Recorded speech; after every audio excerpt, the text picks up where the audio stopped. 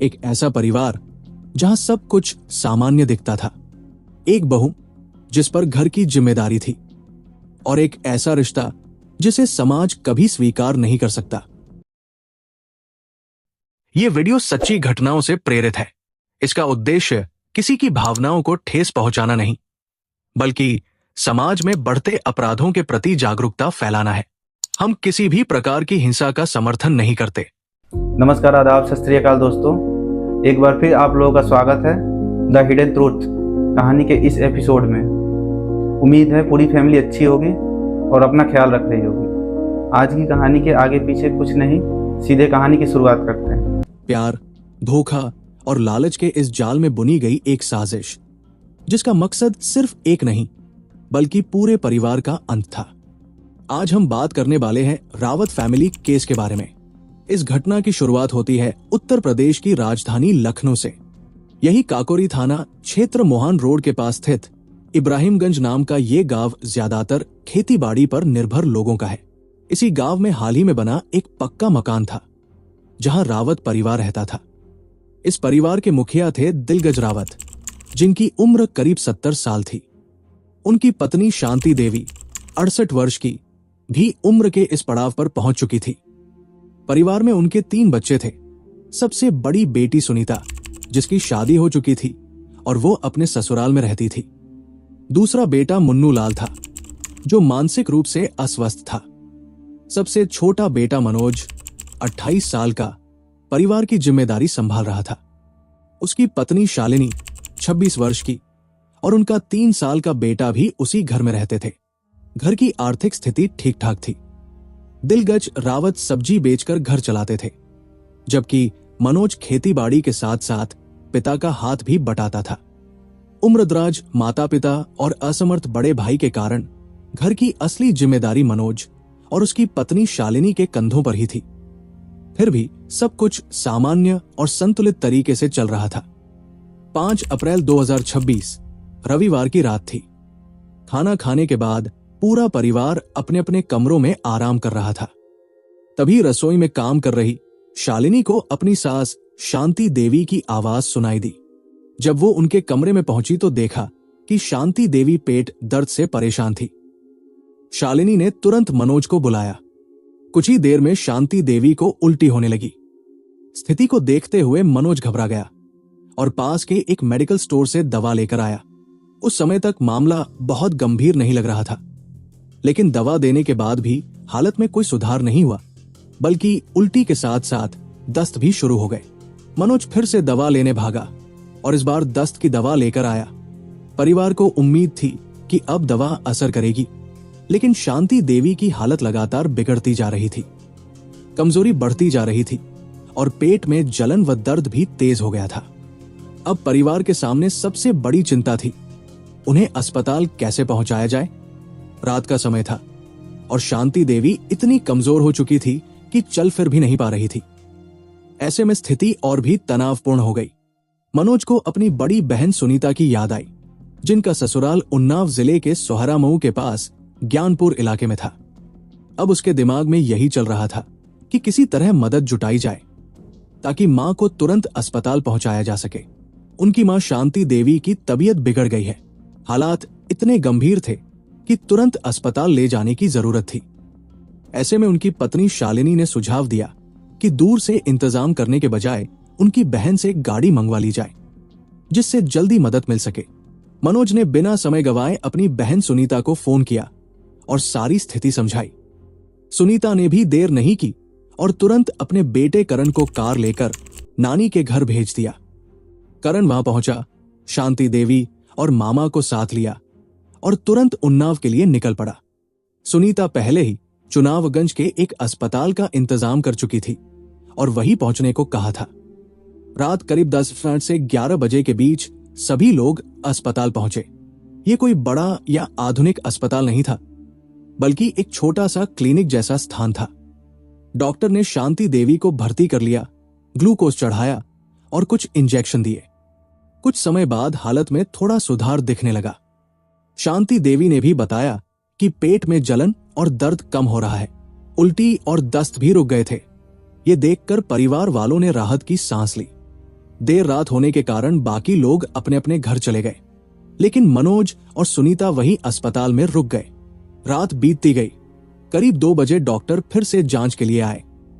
इस बार स्थिति कुछ अलग थी। शांति देवी का चेहरा बदला हुआ लग रहा था और सांसें भी नहीं चल रही थी। डॉक्टर ने तुरंत मनोज को जगाया और स्थिति की गंभीरता बताई। उन्होंने कहा कि मरीज को तुरंत किसी बड़े अस्पताल में वेंटिलेटर पर ले जाना होगा, लेकिन रात के उस वक्त गाड़ी का इंतजाम करना आसान नहीं था। किसी तरह उन्हें पास के दरोगा खेड़ा ले जाया गया, लेकिन वहां भी डॉक्टर मौजूद नहीं थे। अस्पताल की एक महिला कर्मचारी ने सलाह दी कि उन्हें लारी ले जाया जाए, जो कि केजीएमयू के पास है और करीब 25 से 27 किलोमीटर दूर था। समय बहुत कम था, इसलिए उन्होंने पास के ही एक अन्य अस्पताल प्रसाद हॉस्पिटल का रुख किया। लेकिन वहां पहुंचते ही डॉक्टरों ने साफ कह दिया कि शांति देवी अब इस दुनिया में नहीं रही। सुबह करीब 4 बजे उनका पार्थिव शरीर वापस घर लाया गया। पूरे समय उनके साथ दौड़ भाग करने वाले लोग, खासकर इब्राहिमगंज के लोग, सब यही मान बैठे कि उम्र और हालत को देखते हुए यही नियति थी। किसी को कोई शक या संदेह नहीं हुआ। रिश्तेदार और आस पड़ोस के लोग इकट्ठा हुए। उसी दिन 6 अप्रैल की शाम तक घर के पास ही एक खेत में उन्हें दफना दिया गया।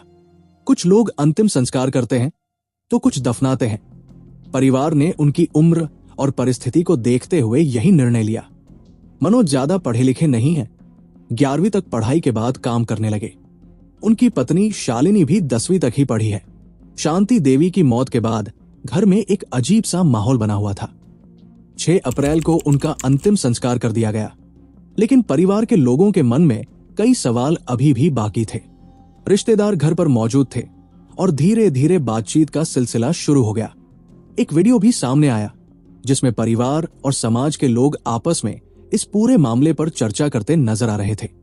दरअसल सबकी हैरानी की वजह यह थी कि शांति देवी पहले कभी इतनी गंभीर रूप से बीमार नहीं हुई थी।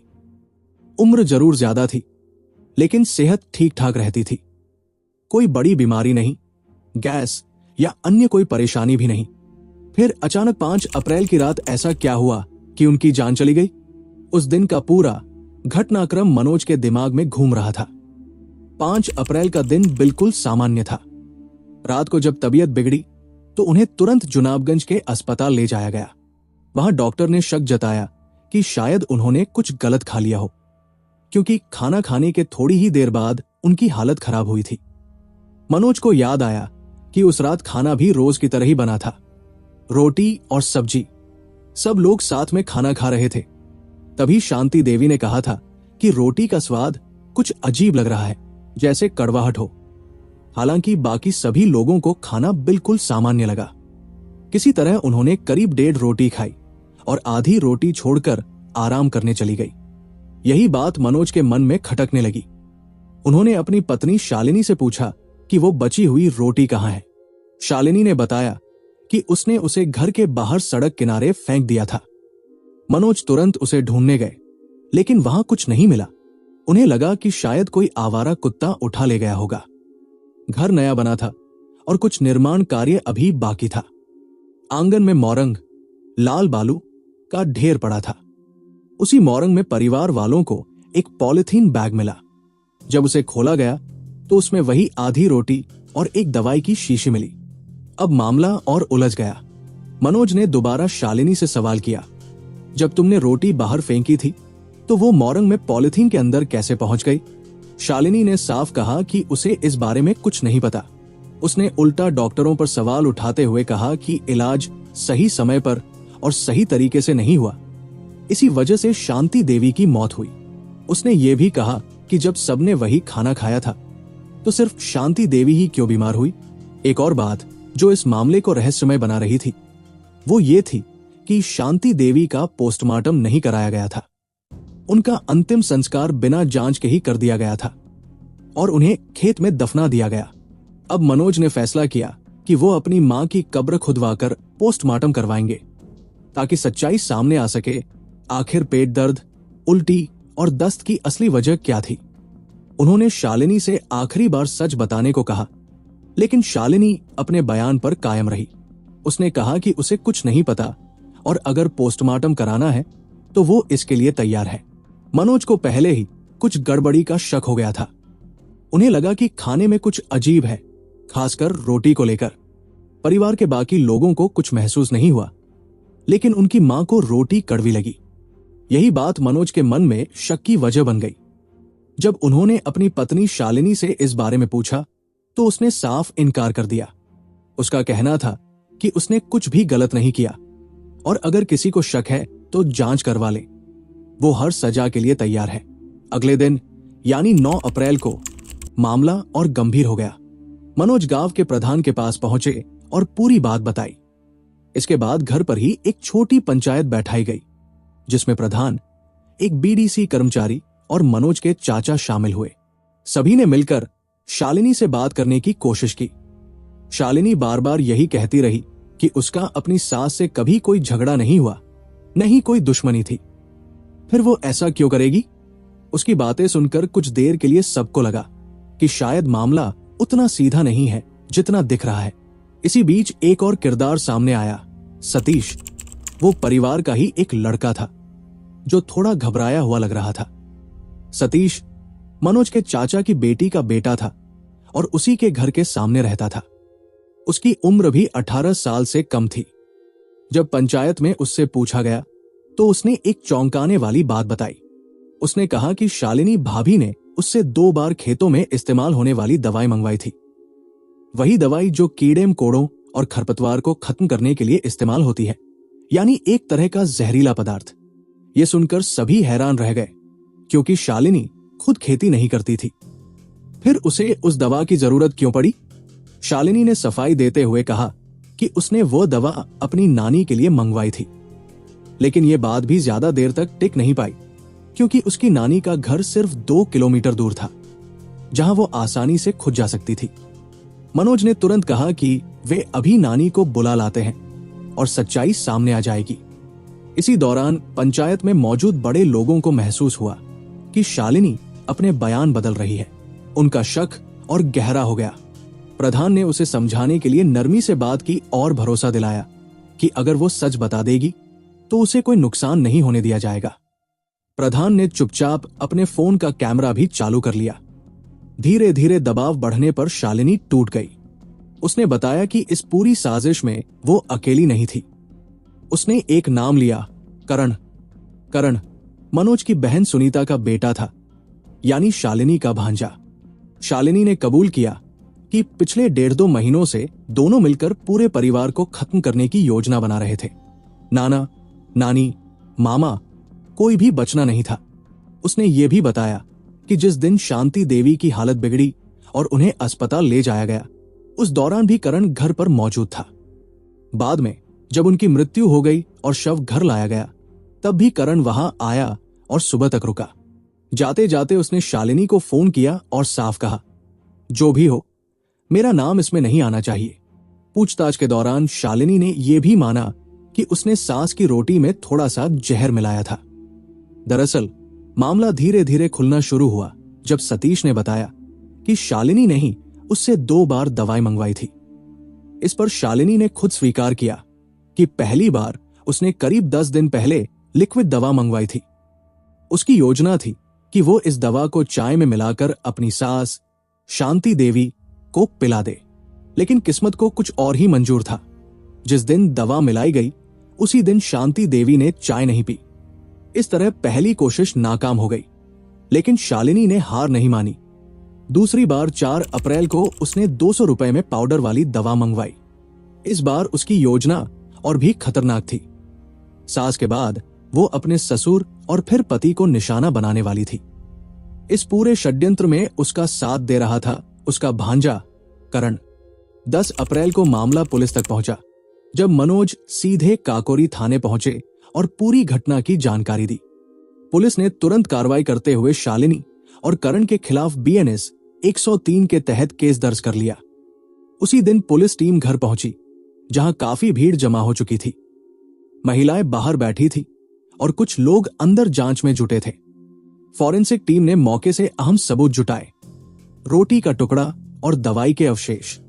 इन्हें जांच के लिए लैब भेज दिया गया। इसी दौरान सतीश ने भी पुलिस को बताया कि शालिनी ने ही पैसे देकर दवा मंगवाई थी। शालिनी उस वक्त चुपचाप घूंघट में बैठी रही। जांच को तेज करने के लिए डीसीपी के नेतृत्व में विशेष टीम बनाई गई। एक टीम करण की तलाश में उन्नाव भेजी गई। वहीं 11 अप्रैल को जिला मजिस्ट्रेट से कब्र खोदने की अनुमति ली गई।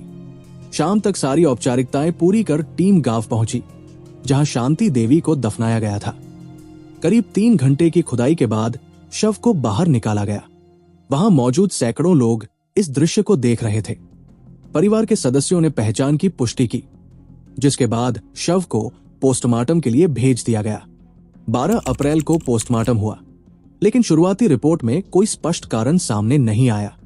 इसके बाद डॉक्टरों ने लीवर, किडनी और पेट के नमूनों को सुरक्षित रखकर केमिकल जांच के लिए भेजा, क्योंकि जहर के मामलों में यही अंग सबसे ज्यादा प्रभावित होते हैं। इधर पुलिस शालिनी से गहराई से पूछताछ कर रही थी और करण की तलाश जारी थी। उसकी कॉल हिस्ट्री और लोकेशन खंगाली जा रही थी, ताकि ये पता चल सके कि वो आखिरी बार कहां था। उसकी मां भी उसे ढूंढ रही थी, ताकि उससे जवाब मांग सके कि उसने ऐसा क्यों किया। करण, जो लगभग 22 से 23 साल का था, 10वीं के बाद पढ़ाई छोड़ चुका था और इराक में काम करता था। 4 साल पहले जब उसके मामा मनोज की शादी हुई थी, तब भी वो वहां मौजूद नहीं था। साल 2026 की शुरुआत थी। सर्दियों के उन दिनों में करण अपने ननिहाल इब्राहिमगंज कुछ समय बिताने के इरादे से आया। उसका मकसद था अपनी नानी से मिलना, लेकिन इस यात्रा ने उसके जीवन की दिशा ही बदल दी। घर में मामा मामी के साथ समय बिताते हुए उसकी नजर शालिनी पर पड़ी, उसके मामा की पत्नी। शालिनी, शादी को 4 साल बीत चुके थे और 3 साल का बेटा भी था, लेकिन इसके बावजूद वो खुद को शालिनी की ओर आकर्षित होने से रोक नहीं पाया। ये आकर्षण धीरे धीरे एक आदत में बदल गया। अब वो बार बार किसी न किसी बहाने नानी के घर आने लगा, सिर्फ एक झलक पाने के लिए। घर का माहौल ऐसा था कि उनके लिए मिलना मुश्किल भी नहीं था। मामा काम के सिलसिले में अक्सर बाहर रहते, नाना भी अधिकतर घर से बाहर ही होते। बड़े मामा की मानसिक स्थिति ठीक नहीं थी और नानी अपने कमरे में रहती थी। ऐसे में घर के भीतर एक तरह की खाली जगह थी, जिसमें यह रिश्ता पनपने लगा। शुरुआत में केवल नजरें मिलती थी और फिर बाद में मामी और भांजे के बीच जिस्मानी संबंध बन गए। दोनों ने एक दूसरे के फोन नंबर साझा किए और अब बातचीत का सिलसिला फोन पर भी चलने लगा। लेकिन हर बात छिपी नहीं रहती। शालिनी की सास शांति देवी ने धीरे धीरे बदलाव नोटिस करना शुरू किया। बहू का घर के कामों में ध्यान कम होना और मोबाइल में ज्यादा व्यस्त रहना उन्हें खटकने लगा। अक्सर वो हंसते हुए किसी से बात करती दिखती, जिससे शांति देवी को संदेह होने लगा। इधर 1-2 बार जब मामा अचानक घर लौटे तो उन्होंने करण को घर में देखा, वो भी बिना किसी खास कारण के। ये बात उन्हें अजीब लगी। संदेह बढ़ा और आखिरकार उन्होंने करण को सख्त चेतावनी दे दी कि वो दोबारा घर न आए, वरना मामला आगे बढ़ाया जाएगा। इस चेतावनी के बाद करण ने नानी के घर आना बंद कर दिया, लेकिन फोन पर बातचीत जारी रही। एक दिन स्थिति तब बिगड़ गई जब शालिनी फोन पर करण से बात कर रही थी और तभी मनोज, उसके पति, ने उसका फोन छीन लिया। कॉल हिस्ट्री देखकर सच्चाई सामने आ गई। गुस्से में मनोज ने फोन जमीन पर पटक दिया, जिससे वो टूट गया। गुस्से के बावजूद मनोज ने इस मामले को घर की चारदीवारी में ही रखने का फैसला किया।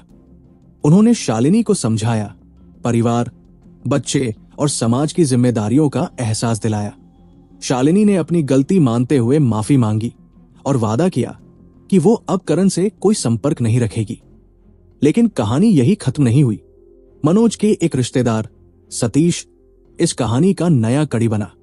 वो करण को पहले से जानता था।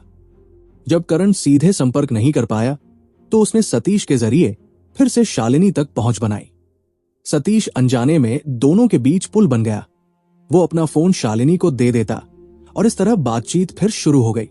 अब सतीश का बार बार घर आना भी शांति देवी की नजरों से नहीं बचा। उन्होंने सवाल उठाने शुरू किए और घर में सख्ती बढ़ा दी। हर गतिविधि पर नजर रखी जाने लगी। ये सब शालिनी को खलने लगा। एक दिन जब हालात ज्यादा तंग हो गए, शालिनी ने करण से बात की। दोनों को लगने लगा कि इस तरह छिपकर मिलना हमेशा संभव नहीं होगा। इसी सोच ने उनके मन में एक खतरनाक विचार जन्म दिया। फोन पर हुई बातचीत में उन्होंने एक भयावह योजना बनाई, परिवार के सभी सदस्यों को रास्ते से हटाने की। उनका मानना था कि इसके बाद न कोई रोकने वाला होगा, न कोई सवाल पूछने वाला, साथ ही संपत्ति भी उनके हाथ आ जाएगी। लेकिन इस योजना को इस तरह अंजाम देना था कि किसी को उन पर शक न हो। घर के भीतर चल रही एक साजिश ने धीरे धीरे खतरनाक रूप ले लिया था। शालिनी ने एक ऐसा रास्ता चुना जो आमतौर पर खेतों में इस्तेमाल होने वाली दवाइयों से जुड़ा था। ये केमिकल वैसे भी कड़वे होते हैं और कई बार इन्हें जानबूझकर और कड़वा बनाया जाता है ताकि गलती से खाने में मिल जाए तो तुरंत पहचान हो सके। लेकिन शालिनी ने इन्हीं गुणों को हथियार बनाने की ठान ली। घटना से करीब 10 दिन पहले उसने सतीश को पैसे देकर एक दवा मंगवाई। सतीश को बस इतना ही पता था कि भाभी ने दवा लाने को कहा है। उसका इस पूरी योजना से कोई लेना देना नहीं था। पहली बार जो दवा लाई गई वो लिक्विड रूप में थी। शालिनी ने उसे चाय में मिलाकर अपनी सास को देने की कोशिश की, लेकिन किस्मत ने साथ नहीं दिया। सास ने चाय पी ही नहीं। योजना पहली बार में ही असफल हो गई। इसके बाद शालिनी ने हार नहीं मानी। उसने दूसरी बार पाउडर वाली दवा मंगवाई। इस बार उसका इरादा था कि धीरे धीरे थोड़ी थोड़ी मात्रा देकर किसी को शक न होने दे। लेकिन हालात कुछ ऐसे बने कि उसने जल्दबाजी कर दी और दवा रोटी में मिलाकर दे दी। घर में शांति देवी हर समय मौजूद रहती थी, इसलिए सबसे पहले उन्हें ही निशाना बनाया गया। शालिनी जानती थी कि उम्र और कमजोर शारीरिक स्थिति के कारण उनका शरीर किसी भी तरह के केमिकल का सामना नहीं कर पाएगा। जैसे ही उन्होंने वो रोटी खाई, उनकी तबीयत बिगड़ने लगी। अब अगली चुनौती थी स्थिति पर नजर बनाए रखना। शालिनी खुद अस्पताल नहीं जा सकती थी, इसलिए उसने मनोज को भेजा। लेकिन हर पल की खबर पाने के लिए उसने एक और चाल चली। उसने मनोज से करण को बुलाने को कहा, जिसके पास कार थी। करण के जरिए उसे लगातार अपडेट मिलते रहे। आखिरकार देर रात लगभग 3-4 बजे उसे वो खबर मिल गई जिसका वो इंतजार कर रही थी। लेकिन इस पूरी योजना में एक बड़ी गलती हो गई थी। शांति देवी ने रोटी खाते समय ही मनोज से कह दिया था कि रोटी कड़वी लग रही है। यही बात मनोज के मन में शक पैदा करने के लिए काफी थी। उधर एक और सच धीरे धीरे सामने आ रहा था। मनोज को पहले से ही अपनी पत्नी और करण के बीच चल रहे संबंधों का अंदेशा था। शांति देवी भी इस रिश्ते के बारे में जानती थी और अक्सर इसका विरोध करती थी। यही कारण इस पूरे षड्यंत्र की जड़ बना। जांच के दौरान एक अहम मोड़ तब आया जब गांव के प्रधान द्वारा रिकॉर्ड किया गया वीडियो पुलिस को मिला। इस वीडियो को फॉरेंसिक जांच के लिए भेजा गया और केस डायरी में शामिल किया गया। पुलिस ने रोटी में मिले केमिकल, शरीर में पाए गए तत्वों और दवा की शीशी में बची सामग्री का मिलान करने की प्रक्रिया शुरू की, ताकि यह साबित किया जा सके कि वही जहर इस्तेमाल किया गया था। शुरुआत में पूछताछ के बाद शालिनी को उसके मायके भेज दिया गया, लेकिन पुलिस जांच जारी रही। जैसे जैसे सबूत मजबूत होते गए, मामला स्पष्ट होता गया। अंततः पुख्ता प्रमाण मिलने पर शालिनी को गिरफ्तार कर लिया गया। करण को भी हिरासत में लिया गया और दोनों की कॉल डिटेल्स ने उनके बीच लंबे समय से चल रही बातचीत का खुलासा कर दिया। पूछताछ में दोनों ने अपना अपराध स्वीकार कर लिया। पुलिस अब चार्जशीट दाखिल करने की तैयारी में है। इस पूरे मामले में एक अहम कड़ी सतीश का बयान रहा। अगर उसने ये न बताया होता कि शालिनी ने उससे दवा मंगवाई थी, तो शायद ये साजिश इतनी जल्दी सामने नहीं आती। हो सकता है सच सामने आने में और समय लगता, या फिर अगला निशाना कोई और बन जाता।